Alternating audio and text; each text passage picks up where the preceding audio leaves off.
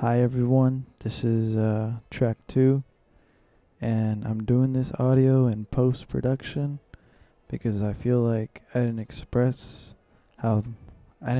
enough how thankful I am, and yeah, just yeah. I hope you liked this interview. It was conducted by Zeth, and shouts out to him for that. And you're in for something. I don't know.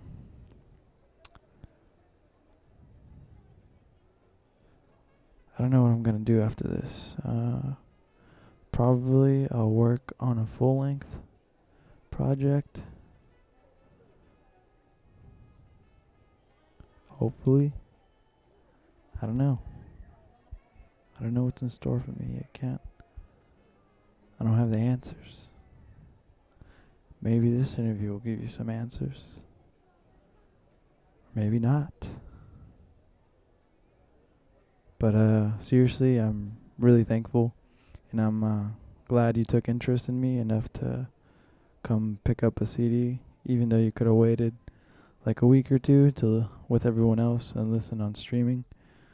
I hope this interview is a plus, or yeah, 'cause you're only going to be able to listen to this through a CD, so please don't leak this. And also, I might say something stupid or something dumb. And I don't know if I'm ready for the rest of the world to hear that. So if I say something stupid, just keep it to yourself. I appreciate y'all wholeheartedly. And I promise I'll work on more stuff. I'll try my best. I love y'all.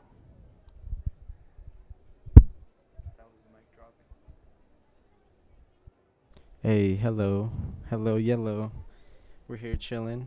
This is Zesher, also known as Zeth, also known as Z Money, whatever. So I'm chilling here with I forgot my name. Shit. Fuck, should I just say my real name? Hey, what's up? Welcome. We're here. Second track. Right here, this is speaking right here. This is Zeth, also known as Zesher, Z Money, whatever you want to call it. Just include a Z in there, Zebulon, whatever. So I'm here speaking with main man.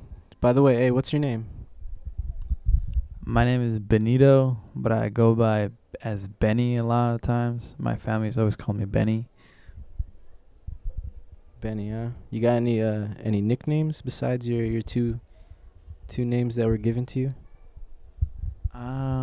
As far as aliases go, I've always gone by, I don't know why I chose this, but like, I've always stuck down this name. I probably should have changed it sometime along, but I go by the Indifference. I don't know. I think I chose that because I read it in a book somewhere where I was like, oh, the Indifference. That sounds pretty cool. Sounds like a statue or some shit. Like something that's important. But yeah, I go by the Indifference. A lot of people call me Benny Darko as well because of my IG handle. Benny, that's nice. Yeah, Benito, short for Benito. So where are you from? Where does that name come from? I'm from Newark, California.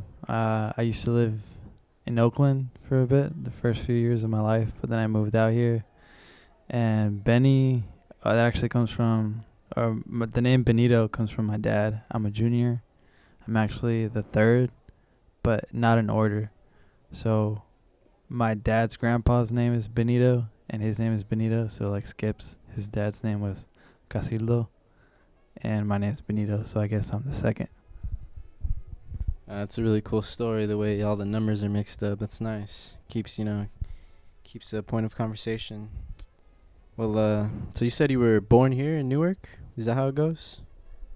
No, actually I was born in Hayward, and then I lived in Oakland, then I moved to Newark. No, actually I think I was born in Hayward, then we lived in Newark in some apartments by Ash Park, if you know where that's at. I lived there for a year, then we moved for Oakland. And when I started kindergarten, I think I started kindergarten in Newark here. at Graham School.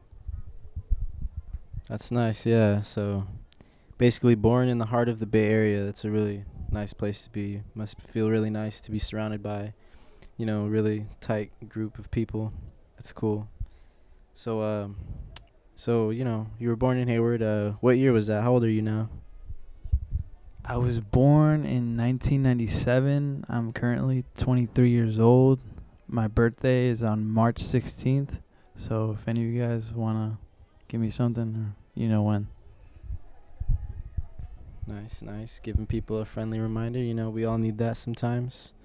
So, being that you were born in the Bay Area, would you say that is what made you who you are now? Or, does your heritage have to do with who you are now? Like, for example, how you treat people, how you expect to be treated? I feel like being raised in the Bay Area or born in the Bay Area definitely opens you up to a lot of cultures. Definitely. It's a very diverse place.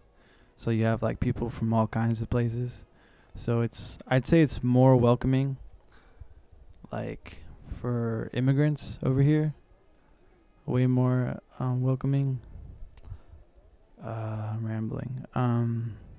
What was the question again? So, basically, where is your family from? How does that affect who you are now, where you're from? Okay, my family is from Mexico, specifically Jalisco. My mom's from Guadalajara, like close by over there, and my dad's by Puerto Vallarta. And how that influences me now is I have a lot of like a lot of the stories that they tell me, like from Mexico and stuff, and like their struggles here in America. I feel like a lot of that, a lot of their struggles like prepared me for the future, definitely. And just Mexican culture in general, or being Chicano, like a lot of that influenced me every day, just in the way that I talk and the way that I remember my family and stuff. But yeah, it definitely plays a big part in who I am. That's nice, yeah. It's nice to know where you're from, keep ties to your family. Gives you a whole sense of, who you are. Well, so what do you like to do? You got any activities you prefer? Activities that I enjoy now a lot are I picked up skateboarding like almost a year ago. That's something that I really like to do now, especially with my free time. I like to make music, obviously. I like to listen to music. I like playing soccer. I played soccer almost all of my life, but I played for college a year ago, I think, and that was a really fun experience. I just like getting active, to be honest, but I also like a lot of things in the arts. I feel like my life, it's always been a battle between the arts and like getting active and stuff, but I mostly lean towards the arts now. I guess that's something I want to pursue. So like I've always liked photography, any of the Adobe programs. Like I've always liked Photoshop, Premiere, which is like video editing, and just like being on my computer and just being creative, something I enjoy a lot. Yeah, man, that's cool. Yeah, skating's cool. It takes a lot of dedication, a lot of lots of emotions with art too. You got to be real receptive to that type of stuff. So you mentioned music. Yeah, so you do music, right? When did you start making music? I started making music when I was, I think, late 17 years old. I think I just turned 17 or something like that. Yeah, I started making music when I was 17. I got into it because my older cousin Miguel started rapping with him and his friends, and I thought it was really cool. But to be honest, I wasn't the biggest fan of the kind of music they were making, and just the kind of music that I listened to at the time had such a drastic.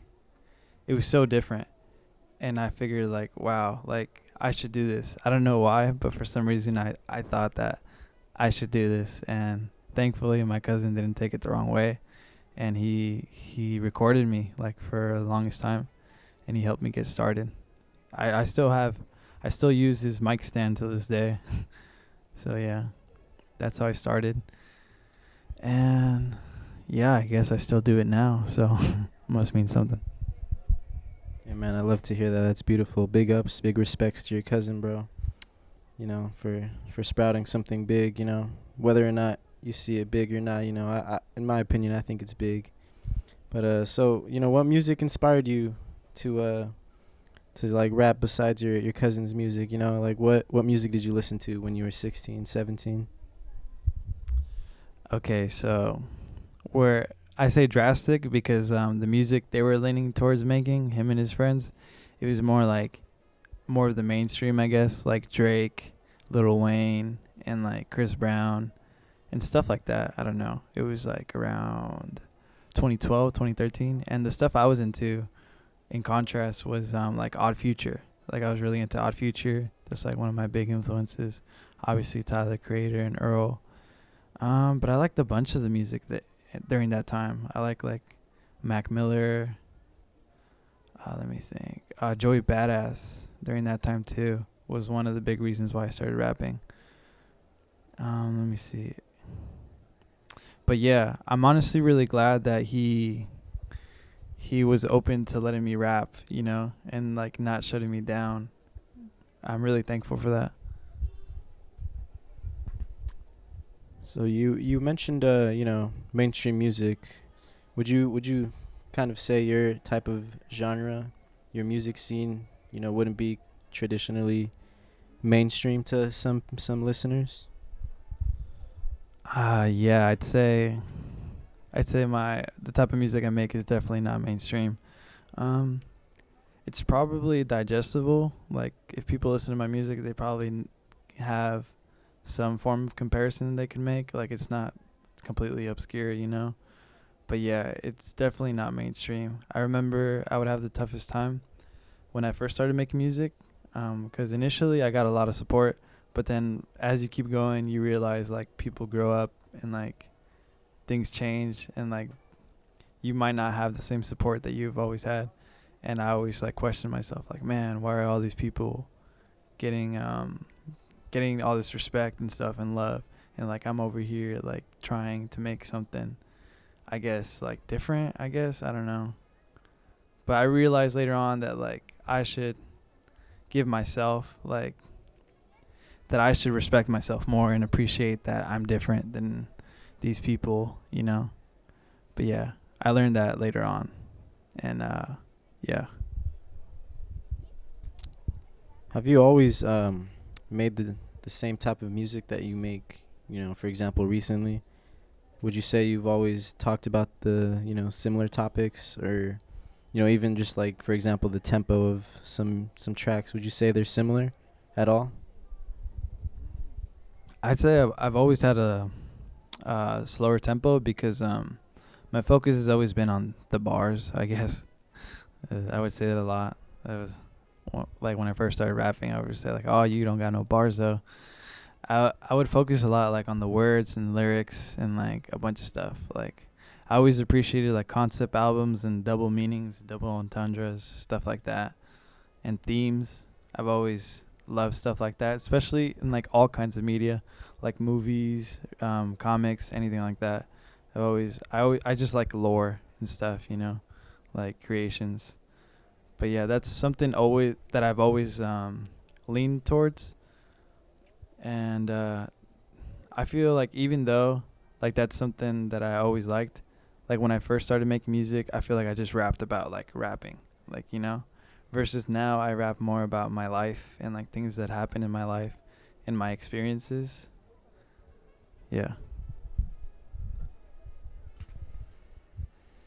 That's cool. Yeah. So, you know, you can tell based off the track that, you know, you lean more towards the complexity of how to, you know, attack the whole the whole thing, the whole project. So my question, you know, where do you find this drive to sort of go further than what's at face value, and, you know, give it more meaning, give it, you know, the complexity that comes out? A lot of my drive comes from just getting my feelings out there, I feel. And sometimes I'm not equipped to do that, you know, like where I just don't want to create anything because my self-esteem is low or whatever. But when I put things out there, I feel like I overcome them. Like I overcome them in some way. Like I feel like, oh, like I put this out there, I'm not afraid of it. Even though it's not like that all the times, but it does make me feel better when I put things out there. So that's a big drive for me, but it's hard for me sometimes to find drive, you know? Like for the longest time I was in a big slump because I've always wanted to make an album, like ever since I started rapping, like a definitive album, which I know is like that's like a setup for failure cuz like you can't make your first like big album, you know? You just got to create, which that's another thing I learned too is that you just got to create and let things go. And when you do that, like you're always, because if you're fire, you're always gonna have good things. You just gotta let them go. You can't hang on to ideas. That's what I did a lot. I hung out to a lot of ideas and concepts, and I just never did anything with them. And yeah, I think that's an important thing to do, to let things go. Yeah, I like what I'm hearing. That's a good thing. You know, I can kind of relate with art and stuff. You know, you gotta just do what you can, let it spill, let it flow. You can't hold on to things; it's just gonna get worse for you. It's cool. So you've told us a few about, you know, your personal role models, your what you like to study, what you like to put your attention to, you know, what you soak up, and how it affects you in your day-to-day life. But just to go deeper than that, you got any specific, you know, religion? It could be plural, anything that you believe in that in some way, you know, tailors what you do to this day, or you know how you treat people. Um, I was raised to be Catholic when I was younger. I got baptized and I had my first communion, but that's as far as I went. I didn't go to to the, what is it called, confirmation. I didn't get to do confirmation. My cousin Rafa did his confirmation in Mexico, and I think he did it in a day. I was gonna do that, I think, but my mom just got lazy or something. We never did it. But as far as religion goes, I wouldn't say I'm atheist, but in high school, I was like, I don't know why, but I was like trying to be like really edgy and like radical and stuff. And I would say like, oh, there is no God and stuff. And like constantly trying to prove people like that religion is fucked up. And like, I still believe that today. Like even learning today, like learning about colonization and stuff like that and how they push religion on indigenous people and things like that. Because I do believe that there's a God, you know, something, a force like that. But like, I don't know, you know, that's as far as I know. So that's like where I stand. Like I still have a relationship, I guess, to God. I don't know, like a spiritual one, I guess. But like as far as religion goes, I don't practice it like that. Like I'll go with my family, like I'll go like for them. I'll go with them to church and stuff. You know, we're all dressed up. Then we go to the flea market after. Or actually, we eat some food from the paletero man outside. Then we go to the flea market. I always enjoyed that. It's worth going through church for that. Yeah, it's religion is a pretty hard topic to cover, you know, without offending lots of people. But you know, you made your point. You got the point across. So, would you say there was a lot of people kind of judging you because you didn't have a religion that you could, you know, kind of find your comfort in, or kind of put your, you know, all your chicken eggs in one basket with religion? Yeah, people would they would instantly like think that I wasn't smart or something, or that they would just like disregard me completely. They're like, "Oh, he's one of those type of people," whatever. But honestly, probably I deserve that sometimes, but like it's still kind of fucked up to do that. So like when I would say things like that to my parents, which I shouldn't have. I would tell them like, "Mom, like these people like colonized are like most of our people, like of indigenous people and stuff like that. Like they wouldn't know that, and I would just be surprised, and I'd be like, oh, like they don't know, like stuff like that. So I would just keep that in mind, you know, because some people don't know about those things that happen. Yeah, that's one thing for sure. A lot of people are so deaf and blind to the knowledge that really, ties directly with them, whether they don't want to believe it or not. So, it takes a lot for you to even mention that to your mother, because, sometimes I feel like with my parents, it's hard to even tell them how something is when they already have such a stubborn, state of mind. They don't want to, like, kind of open their eyes to at least what your experience is, because it's not the same being in a whole different country, living up on a whole different language, that wasn't even specifically made for you. You just got to be, forced in it. So, tell me about, being brown.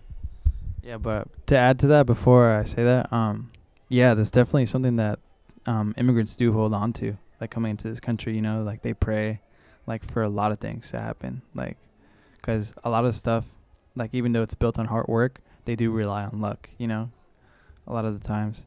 But yeah, my dad, he held on to religion a lot because he almost died in like 2017 or something like that, and he would like religiously pray, like he would pray so much, like for him to be where he's at now, which is like healthy rehabilitation and stuff like that. Like he would constantly pray, and like for me to tell him stuff like, oh, like this stuff was forced on indigenous people and stuff, like is like a big fuck you to him, and like the point is like I understand that now, like it would be hard for me too if I went through the things that he went through.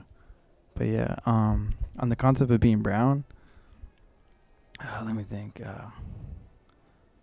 Before I didn't really rap about being brown like a lot. Like I said before, I just like rapped about rapping and stuff. But like now that I rap more about like my experiences and life and stuff, like I'm fucking brown and that's my life, and I'm glad that I do that now. Like I'm not scared. Like I'll say things like it makes me feel good, like when I rap about being brown and stuff, and like sharing my experience in America as a brown person. Let me see what else about being brown. I like being brown a lot. It's beautiful. I think, oh yeah, as a kid, a lot I would be teased a bunch for being brown because I was instantly recognized as being Mexican or as a beaner or whatever.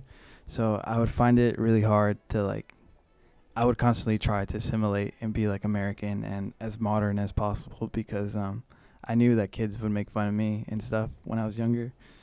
And like, even like as a kid, like just wearing huaraches, like the old style kind, like the ones made of tire rubber and stuff like that. Like I would love wearing that as a kid, but like once one of my classmates like saw me raking leaves outside my house wearing huaraches, and he like just like stared at me down, and I was like, "What's up?" Like he was just like, "Oh, nothing. You're just raking leaves outside in huaraches," and I'm just like, "Yeah." Whatever. It was just so awkward. Like I felt like I was being studied and stuff like that. I don't know. Now I have a more proudness towards being brown. Like when I was a kid a lot, I feel like I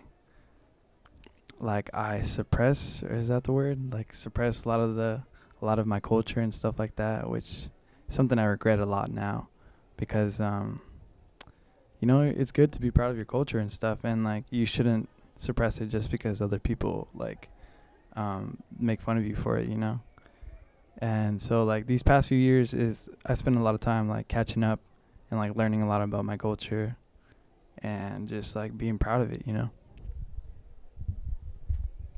Yeah, I know. I hear you.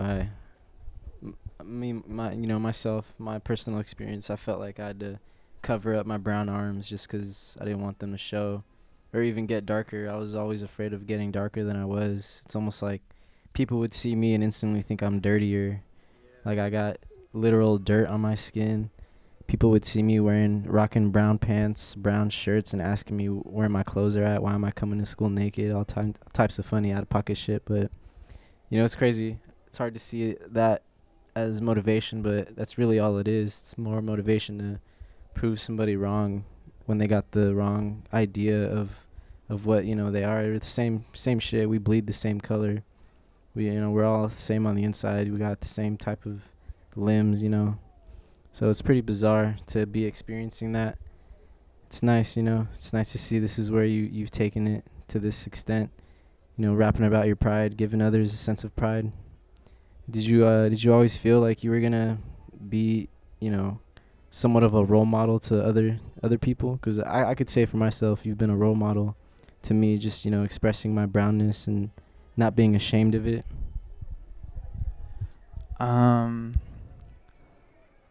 would say it was I never thought I was gonna be like the face, like, or something like that, like, of brown people, Mexican people, but it's definitely something that I wanted. Like, I want other brown kids and, like, to feel good, in their own bodies and stuff. Like, I always wanted them to, like, not be ashamed, because I remember a lot of people have told me, like, that are brown, like, they would always tell me that their grandmas would tell them, like, hey, you don't go outside, or, like, cover up, or, like, just, like, grandmas and grandpas in general, they would tell you, like, make sure you put on sunscreen and stuff like that, just because they favored, like, being white more, or seen it. And it would be like, dude, my grandmas and grandpas are, like, brown as fuck, and they still favored. It's like built into them, that white is better or whatever. But yeah, I mainly just want people, like, just be comfortable in your own skin. Go outside, like, don't care about your skin color.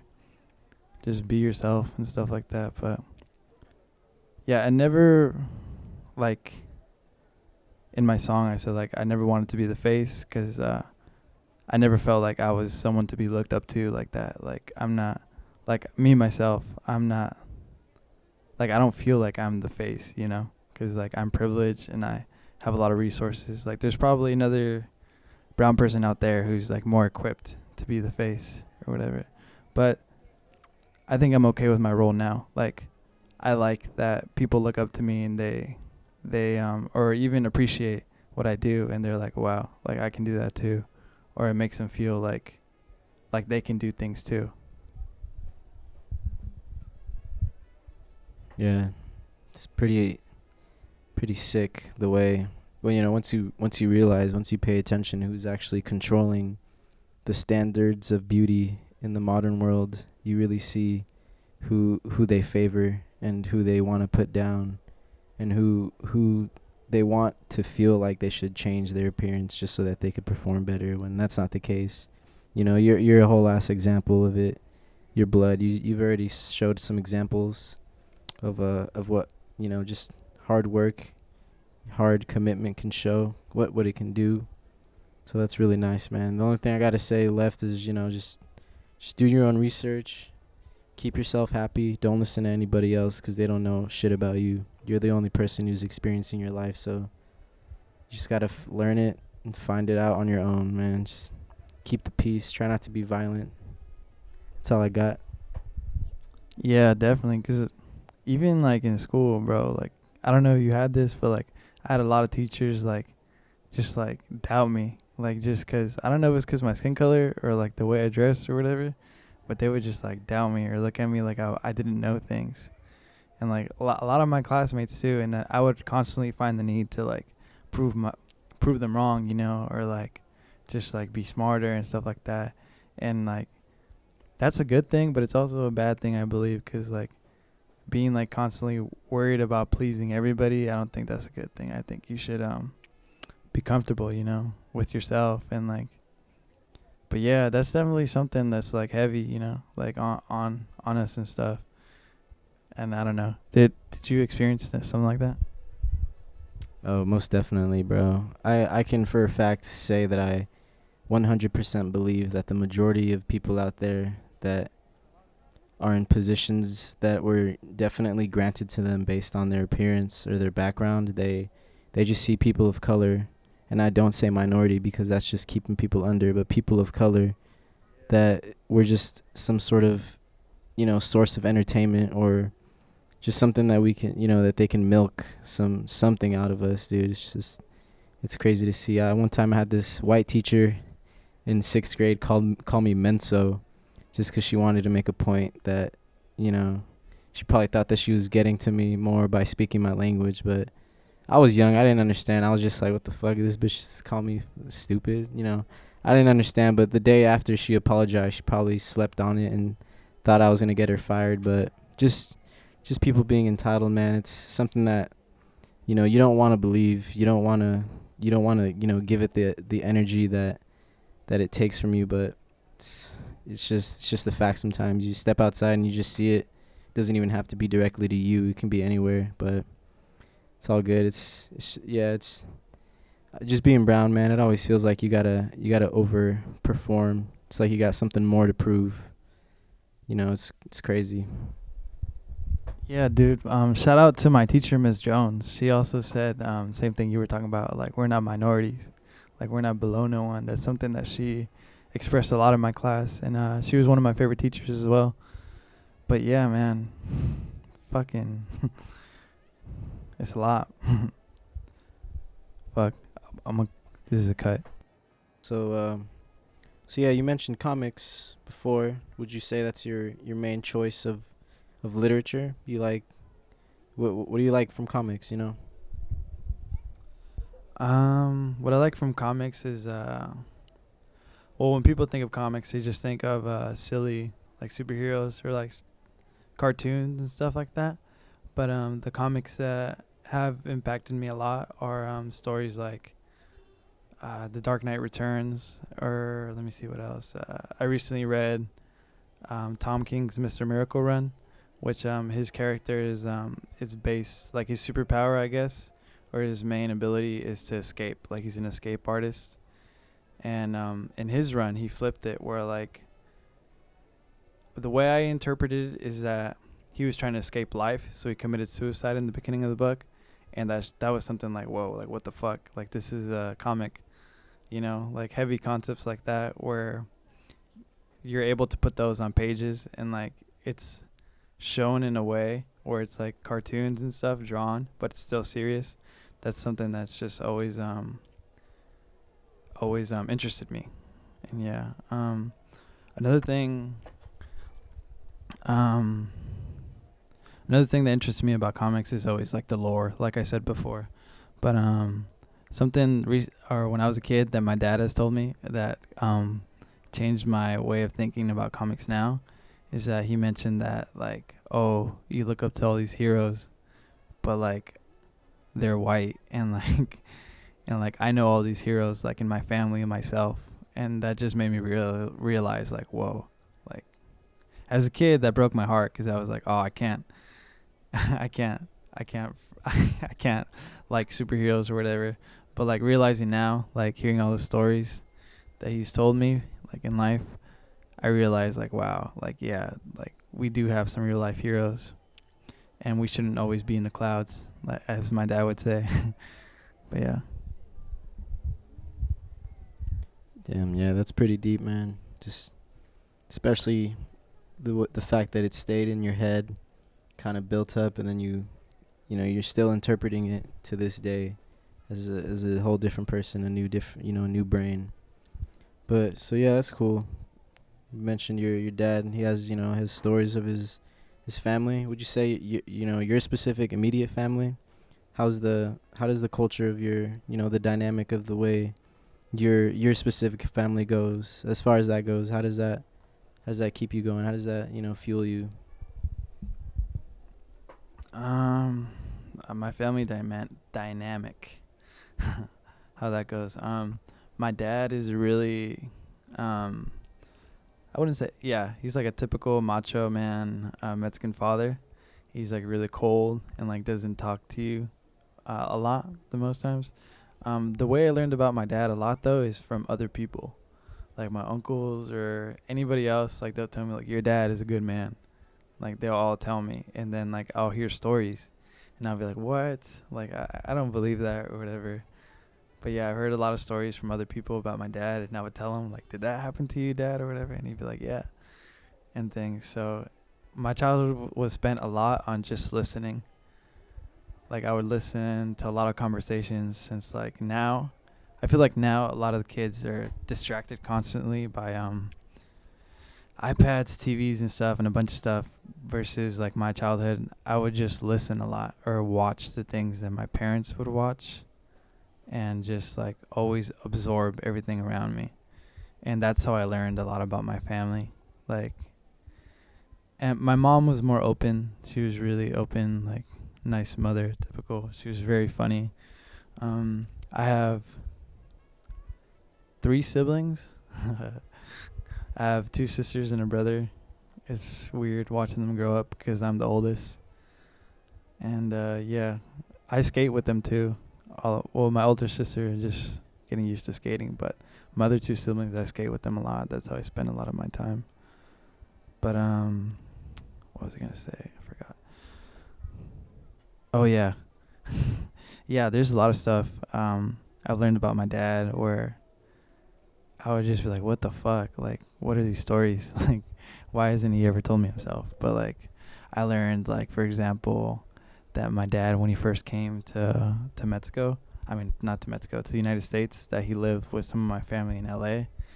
And instead of, like, he could have chose to like stay with them longer until he gets back on his feet and stuff, but that he had so much pride that he just left. He left to like live in Oakland and like just homeless. Like he was homeless for a little bit, and that's just like that blows my mind. Like how why would you leave your own comfort of your family just because I guess he thought he was mooching or something. But yeah, he actually came out here in the Bay Area and he's thriving, you know. That's something that inspires me a lot. And I don't know, the fact that he doesn't like I feel like someone today would throw that into everybody's face and like brag about that, you know? And like the fact that he's never told me that himself is just like speaks volumes to me, you know? Damn, bro. Yeah, that's something big to swallow. That's cool. I like the fact that it's common to learn, you know, from your cultures specifically, you know, mine as well, you know, Mexicans, they're really hardworking. They don't want to be mooching, you know, they got to make ends meet somehow, always trying to do the right thing. That's cool, man. So, you know, basically hard work, determination runs in your blood. It's cool to see your dad is a role model. You got any other role models that you want to kind of shout out? Another role model that I had is my dad's brother, which is my uncle, my Nino. He lived with us. He came to America when I was in 3rd grade, so he's lived with us until then. And he recently left, like a few months ago, and that was like honestly really hard because I always had him around across the room, and he was a role model of mine just because his drive as well. I don't know what it is with the with the Vargas family, man. They just have a drive. Like he would have a drive to like learn about a lot of things in America, even though he didn't know the language. And he would just find a way to do anything. Like we would go to stores and stuff, and he would just like try to speak English like really hard, and like try his best. And like he would tell me not to help him, and it would be really hard because he would say some funny things, but he'd like still do the task, you know, and like things like that. His job was he would work in the fields a lot, and as a kid I would never want to, because I would have to go help him sometimes. My dad would make me, but not out of necessity. My dad would just make me do it so I could experience working as a kid. So I would work with him in the fields a lot, and just interacting with him and like the people that my uncle worked with was definitely an experience. Like I enjoyed that. Damn, yeah, that's honestly great to hear. It's a real humbling experience right off the bat. Not even that, but I feel like going to the fields, that's you know, that brings you closer to your roots. Just, you know, if you know your history, then you know I'm not going to explain it. You got to learn that on your own, but yeah, man, 'cause some people's tools, you know, all they got is their hands, their brain, and their drive, like you're saying. So, yeah, there must be something in the blood of yours, bro. But yeah, speaking of tools, you got what are your tools? So, on your daily life now, like what's your main choice of, you know, for example, software? What do you like to use? The softwares I use the most right now for music is I use Pro Tools. My cousin, when he first started rapping, I seen he used Pro Tools, and that was just the software that I got used to the most. And also, I took some classes in college for Pro Tools, or it was audio engineering, and they used Pro Tools, so that was nice. My teacher, I don't know if he was capping or not, but he said that Pro Tools is the industry standard that like you can make beats on Ableton or whatever Reason or Fruity Loops, but at the end of the day, it all gets put into Pro Tools. So that's something that really stuck with me, and that's why I continue using Pro Tools. I mostly audio engineer for vocals on Pro Tools. That's what I like, what I specialize in the best, and mixing and mastering as well. But other tools that I use, I occasionally use the SP404. I like using that. I really like the effects on it. I still haven't gotten to using beats like that, but I'm gonna get to it. Other things that I use. Oh, programs. I use Photoshop. I like using Photoshop a lot, and Premiere. I like video editing. Let me see. I'm looking around in my room right now. Oh yeah, me and Zeth are recording this in my room right now, just in case you're curious. Yeah, my hands. I like drawing. I don't really show my drawings though. I just draw in my notebook, like when I do lyrics and stuff. I think those are the tools I use for music, at least, and art. Man, if I'm not mistaken, it sounds like, your life is right on track. You got everything you need, just, right in front of you, grabbing it by the neck, bro. I like that. So, who would you say your fans are? You got a fan base? You got a specific type of people that you know that you don't know that listening to you? Who would you say you could count on once you drop something new? Before I answer that, I want to say, yeah, it definitely is a blessing to have all these things in front of me. Actually, that was something that, like, when I wasn't making music for part of my life, I had these tools in front of me still, and that's something that weighed on my shoulders. I would feel really guilty. I would think that, like, wow, I have these tools to create, and I'm not using them, and I would feel really guilty. But fan base, let me see. I would say my fan base is a lot of locals, like a lot of people that went to my schools and stuff, and that I've met. I feel like people, like, I meet them in life first, and then they see my social media, and they see that I make music, and then they're like, oh, he makes music, and then, like, from there, they start listening and stuff. But out of the Bay Area fan base, I think I would get, so recently, or a couple of months ago, I had one of my songs, The Blue Beetle. It was featured on Anthony Fantano's second channel, where he, like, reviews submitted songs.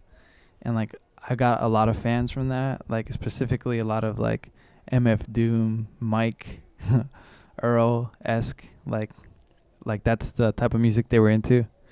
And so I got a lot of those type of fans. Yeah, shout out to that man for, kind of giving you a little recognition, although could have said some better things, but who cares? Life happens, people come and go. So what do you do this stuff alone? You got a specific group of friends? You got this, like, you got a title to this group? What you got? People that I've worked with in music. Let me see. Long term, I say the person that I worked with the longest, obviously my cousin. He mixed a lot of my earlier music. Excuse me, but I would say Leonard Guzman, which is he's had many fucking aliases. He's had, let me see if I can name them all. If I can name them all, this is for you, Leonard. Okay, he used to go by Leon El Contra. He used to go by, let me see. Oh, but the name that he's always had as a username was El Game 900. And that's the name eventually that he stuck with. That's his name now that he goes by as a rapper. But yeah, the man of many names, Leonard. I've worked with him, I think a little bit after I got started rapping. Like, he asked me, like, after I started putting out music, he, like, told me, hey bro, can I rap with you guys? Like, he would tell me and my cousin. And then we would, honestly, I didn't know if he had any skill or anything. He was just my friend, and I was like, yeah, let's try it, let's go. But, like, his style is crazy because he just freestyles. Like, he doesn't write anything at all. So that threw us off completely. We're like, damn, like, this guy don't stop. He can keep on going. And on my cousin Miguel's old laptop, we have, like, this crazy freestyle where like he went on for like 9 minutes. It was fucking insane. But like we never found it, and like till this day, Leonard is mad at us about that. But yeah, I've rapped with him since I started rapping. And another person that I work with along is my friend Taz, who goes by Mario Olmos. I rapped with him, I think, when me and Leonard made our second project. We made a joint project together, and I rapped with him a lot during that time. And like now he makes like alternative music, rock music, but we still work together. Like even now, I'm mixing one of his songs and stuff, and like we still talk. Other people, let me see. More recently, I started working with a guy named Chris Cab, Bart Boy Briss.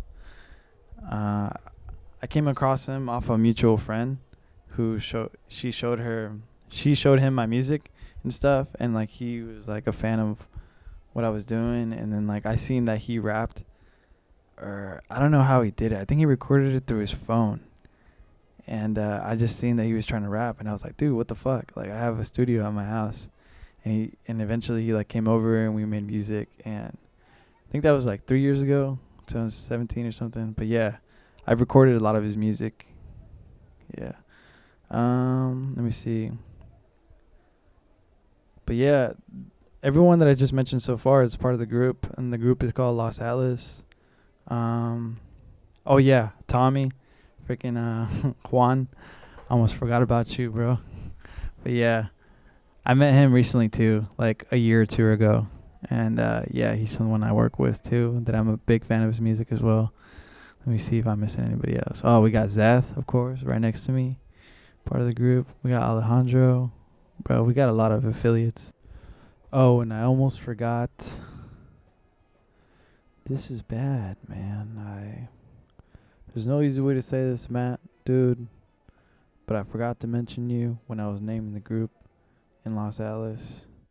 You're a very important part of the group. I don't know why I didn't think to mention you.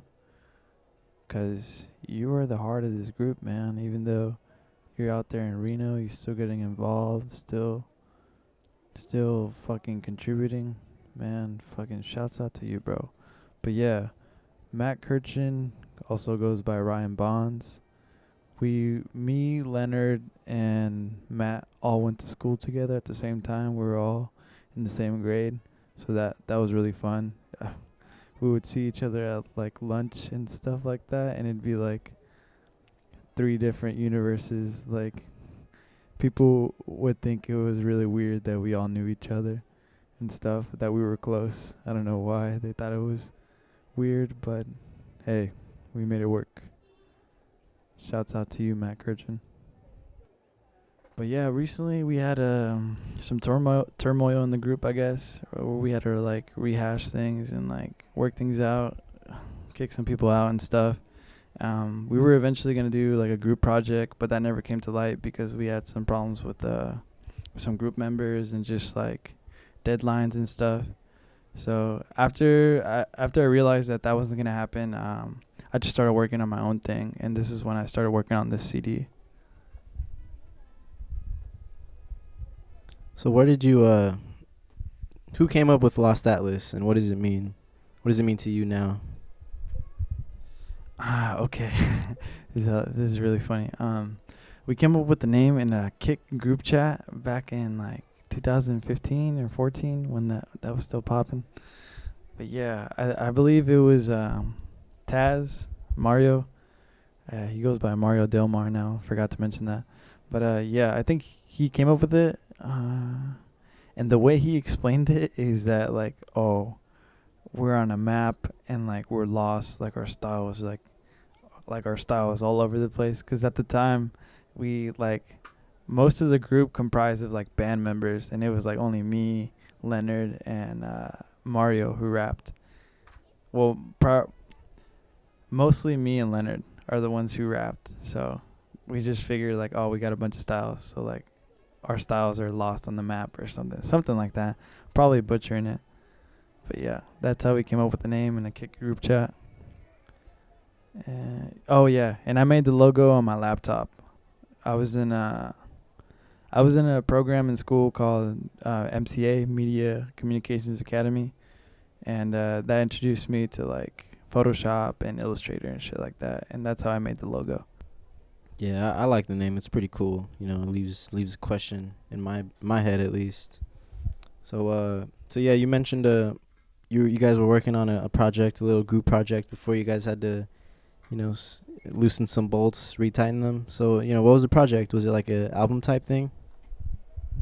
Yeah, it was gonna be more of a mixtape, but yeah, definitely an album that was gonna go on streaming and stuff. We still have a lot of ideas on there that might come to light someday, but we're just focused on like getting back together, and like especially because of COVID and stuff, that messed things up a lot too as well. But yeah, it was a project. It was probably gonna be like 10 tracks, something like that. We definitely had some concepts and like guest appearances from a lot of cool people that we work with now, or that we know now and didn't know before. But yeah, it's probably still coming. That's nice, yeah. So this track right here that you got, this CD, this is just, one of many ideas that you got for the Lost Atlas project. And what what basically, pushed you to kind of get the ball rolling with this? I don't want to call it a solo track, cuz there's a lot that comes into play when it's all, really involved, but what made you, put it into your own hands and just kind of release it on your own terms? After I realized that we weren't gonna put out a group project, I was like, all right, man. I chose to focus on other people because I couldn't focus on myself. Like now, I have no choice but to focus on myself, you know. So I thought like I gotta do this. I gotta do something. I gotta put out something, you know, just like for my own sake. And the idea of it was that I've always wanted to make an album, like I said before, and this project was literally just like the main points that I wanted to get out from an album, but except like compressed into one. So yeah, that was my goal of making this project. Basically, like everything that I've wanted to say over the years, or like a lot of the feelings that I've had, and like all into one, and like to see if I could even do that, you know? Because before I thought, can I even make an album, even though that's something I really wanted? Like, am I capable of doing this? And then I thought in my brain, like, can I at least do this in a smaller scale, you know? Yeah, kind of know. I got an idea. Well, yeah, bro, that's all I got on my head right now as far as questions goes. You said some really good points here and there. Lots of things I can take in for myself. You got anything else you want to share? I just want to thank everyone who's listening to this right now. If you still, if you skipped this or not, this is gonna be the second track on the CD. If you have it, this is the only way you're gonna be listening to it is through the CD. So I really appreciate you coming out here, you know, and supporting me. It means the world to me, to be honest. I'd also like to thank my family, my friends, just like anyone who's been a factor in me becoming who I am, to be honest. Because I know I have a lot of people out there who like may not be my friend no more, or like not my be affiliated with me no more. Like even thank you guys, you know, because like I wouldn't be me without you guys. But yeah, thank you to everyone. I love y'all. You heard it here. Sometimes skipping shit in life is easiest, but you're not gonna learn if you don't search. It's always there to learn from. So, like Benito said, bruh, thank you for listening. It means a lot. You didn't have to stay here and listen, but it's just something for your brain to process. Hopefully, it finds you well. Peace. Peace out.